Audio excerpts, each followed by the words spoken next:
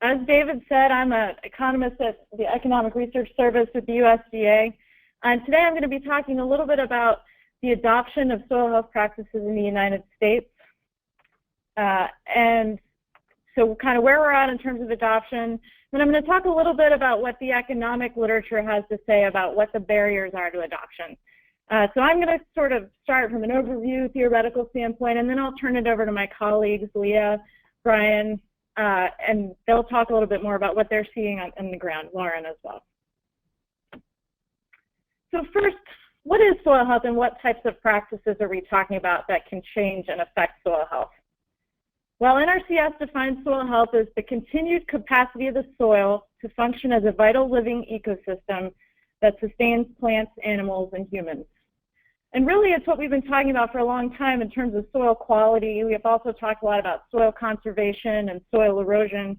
This goes a little bit further and thinks about it as a more holistic system where soil erosion is really just one of the things we're concerned about.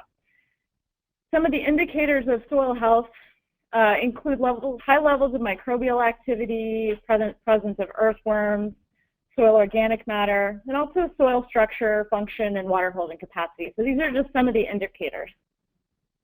In terms of the practices we might think about that would affect soil health or improve soil health, conservation tillage and anything that reduces tillage operations on the soil can increase residue on the soil surface and reduce soil disturbance. Cover cropping, which involves growing a crop through the wintertime, can keep soil on the ground, reduce soil erosion, improve nutrient cycling. Conservation crop rotations can help build soil health, as well as different types of nutrient management. For example, splitting fertilizer applications between the spring and the fall, or before and after crop emergence. Prescribed and rotational grazing, if you're in a livestock system, can help build soil health. And soil health monitoring can help farmers figure out where they're at in terms of their soil health and where they need to go. And these practices, you can think about them individually, but you can also implement multiple practices into a soil health or a conservation management system. So for example, reduced tillage and cover cropping are often combined when farmers want to try and build soil health. And in livestock or grazing systems, farmers will often combine grazing of cover crops, and that can have a big benefit. So at the USDA, we have two data sources, primary data sources that give us information about adoption rates of soil health practices in the United States. We have the Agricultural Resource Management Survey, which is something that we work hard on here at ERS and implement jointly with NASS. And there's also the USDA Census of Agriculture, which many of you are probably familiar with. So in this table, you'll see the sort of the most current numbers that we have on several soil health practices and their levels of adoption. You'll see that cover cropping is less widely adopted than no-till or strip-till. And one other thing that we've started to gather information on is also this testing for soil organic matter. So in the most recent ARM surveys, we've begun to incorporate questions about whether farmers are testing for soil organic matter. So we also look at these over time using the ARM survey. So in this graph, you'll see for four major crops, soybeans, corn, winter wheat, and cotton, some of the changing adoption rates of no-till specifically between 2000 and 2012. You'll see that for the most part they're going up, and if you were to look back even further, you'd see that between 1994 and 2012, so we don't collect data that far back in ARMS, or we can't report that far back, but in general, no-till has increased dramatically in the 80s, 90s, and to today. There have been a number of factors that have driven this expansion. There have been changes in seed and planter technology, so the adoption of GE crops make no-till a little easier to do. There's also been the implementation of conservation compliance rules for highly erodible land, which has helped increase the adoption of no-till on highly erodible lands. In addition, conservation financial and technical assistance through NRCS programs such as EQIP and CSP, Environmental Quality Incentives Program, and the Conservation Stewardship Program have helped farmers to change their practices and implement practices like no-till. So the focus has changed from no-till toward cover crops, I would say, in the last 10 years. Between 2006 and 2016, EQIP annual spending on cover crops grew from around 3.1 million to more than 48 million And during that same period, the number of acres that received EQIP payments for cover crops more than quadrupled. And CSP has a pretty broad scope. More than 30 million acres in CSP had at least one soil health practice or enhancement in 2014. So that was a look back in time a little bit at national adoption rates, but what you'll see if you look at the United States as a whole is that these practices are implemented at very different rates across the United States. And there are a number of things that drive these differences in adoption patterns at the state and regional level.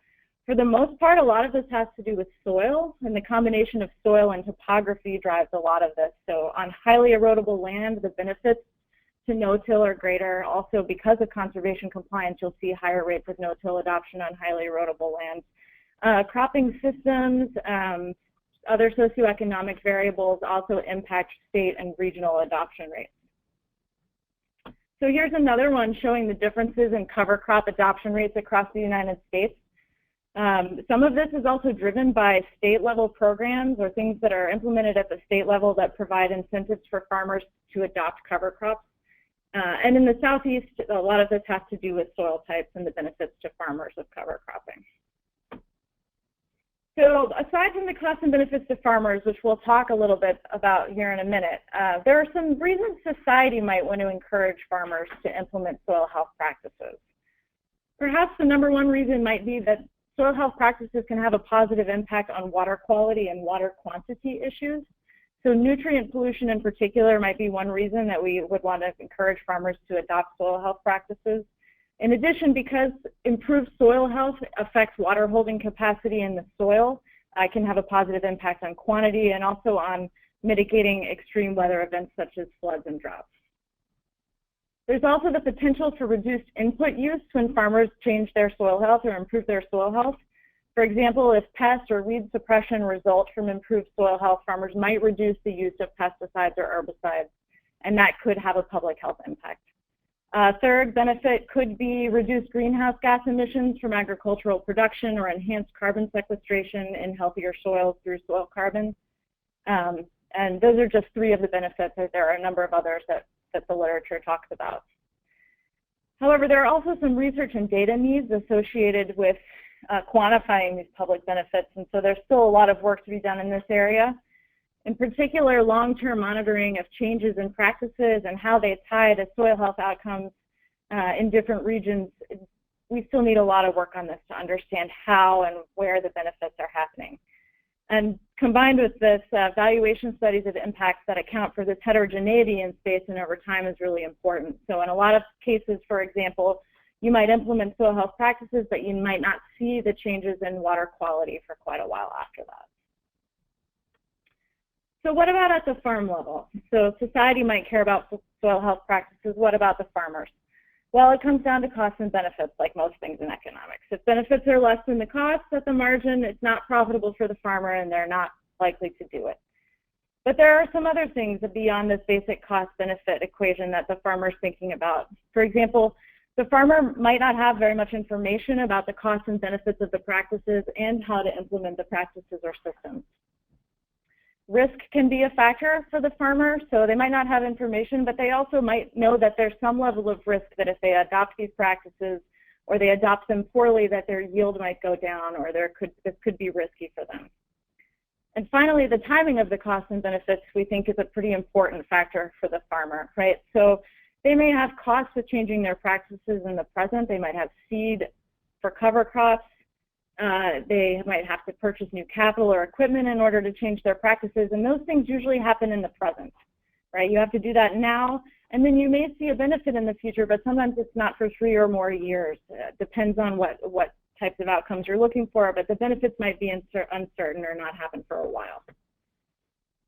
So if we think about some of the potential costs and benefits to the farmer of improving soil health, on the plus side, there might be a yield boost. If soil health does improve over time, they might see a yield benefit.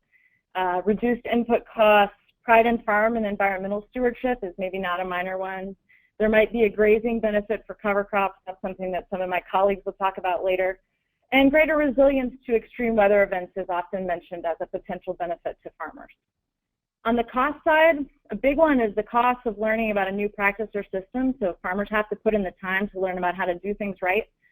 There's also the potential for increases in some input costs. So labor associated with terminating a cover crop, for example, or seed costs. So some costs might go up, others might go down. As I mentioned, there's the potential that there could be a yield penalty depending on how long it takes a farmer to figure out what works for them. And then there are the opportunity costs.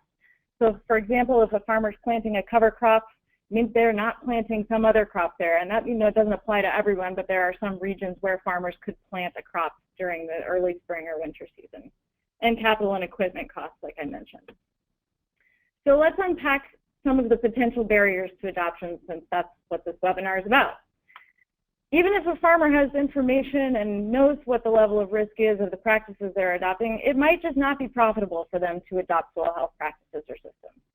This could be for a number of reasons. If the farmer is already in a very productive region and has pretty healthy soil, there may be a low additional benefit to them of adopting new practices or changing their systems. It could be that the climate or the length of the growing season might make it difficult to establish or terminate a cover crop.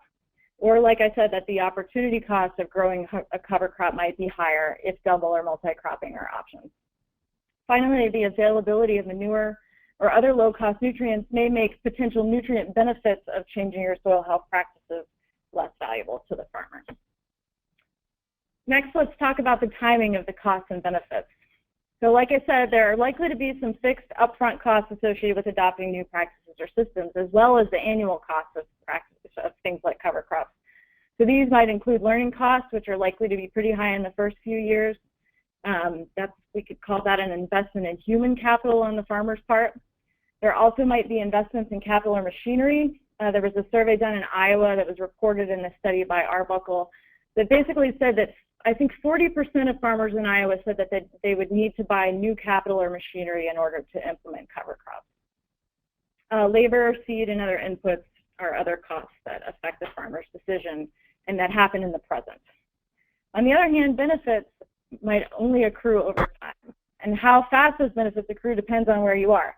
So for example, changes in soil organic matter or soil carbon and the associated benefits like water holding capacity might only show up after 3 to 10 years. They might show up faster in some places, but again, there's liable to be a little bit of a time lag between the practice implementation and the benefit.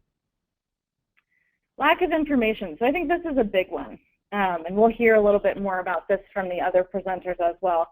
So farmers might need more information about a number of things in order to make good decisions about adopting soil health practices. So they might need information about the current status of their soils, right? They might not know how healthy their soils are. They might not know what types of practices are appropriate or have the greatest benefit on their operation. And they might not understand exactly what the costs are of transitioning to or implementing these soil health practices or systems. Beyond that, the benefits are likely uncertain, and they're not going to be sure how long it's going to take them to show up. So a recent study by Dunn et al. Found that trial and error was reported as an effective way to learn about cover crops. And you hear this when you talk to farmers, that they say that it took them a little while to figure it out. But what this says is there are high learning costs and there's a lack of information, right? If you're relying on trial and error to figure things out, there are some costs there. Another potential barrier to adoption is risk. So in particular, there's an interaction between soil health practices and pest pressure and disease pressure. And in some cases, this might work out well, right? But there's also the potential that it takes farmers a little while to figure it out, or pest pressure or disease pressure might increase for a year or two. On the other hand, competition for nutrients or water is also another issue, in particular with cover crops. So these issues have the potential to increase yield variability or yield risk for the farmer, particularly if the practices are poorly implemented. So this is a big deal. And even if the risks are not all that large, perceived risk for farmers is really important. And in a recent review, Arbuckle and Roche McNally found that perceived risk was highly correlated with non-adoption, in particular for cover crops. So what are some of the potential solutions? I'll just go through these a little bit quickly, but providing incentives for farmers to learn about the health of their soil would be one. So through soil health testing and monitoring and getting farmers involved in learning about soil health, we can help them deal with some of those information barriers. Extension outreach training and technical support also deal with information barriers and learning costs. So getting people out in the field to help farmers learn about what cover crop mixes are being planted in their region and what has worked well for other farmers, and can be a really important way of doing this. Conservation programs like CSP and EQIP can help get farmers through, in particular, those first few years of cost. So this is, an incentive payment to help offset the risk, the learning costs, and the fixed costs associated with changing their practices. So conservation programs can address several of these barriers that I've talked about. Insurance. So insurance is generally designed to help farmers deal with risk. So as long as soil health practices are compatible with existing risk management programs and FSA programs, this may help mitigate the risk. And finally, research. I wouldn't be in research if I didn't think it was really valuable. I think that research can help address some of these barriers. We're not always so good at getting it out, but we rely on our extension colleagues for that some of the time. And I think that investing in research, in particular about how the costs and the benefits to farmers vary in space and time, can really help us address some of these barriers to adoption. And with that, areas for future research, one big thing that I have seen a research need for as I've worked in this topic area is understanding some of the benefits of practices versus systems. So a lot of times, in particular, as we think about individual practices like no-till or cover crops, we talk about them like they're in isolation. But really, they're being implemented with a suite of existing practices that the farmer has on their operation, and they might decide to adopt more than one at once, right? So this is a big deal, understanding whether they get more bang for their buck if they do several of them versus one. And in turn, so that kind of chips into number 3, the cost-effective policy design. We need to know this in terms of designing efficient public policy as well, whether it's better to pay farmers to do multiple things at once, or whether if you pay them to do one thing and they get their foot in the door, they're going to do the other ones anyway. So I think there are a lot of interesting dynamics here that merit more research attention. And in the middle, the relative importance or lack of profitability of the practices versus the behavioral issues we've talked about, I think is a really important topic area. So it's really important to understand whether it's just not profitable for the farmer to do these things, or whether it's the information barriers or the timing of the costs and the benefits that are the real issues affecting adoption. So that's all I have, and with that, I'll turn it over to Leah.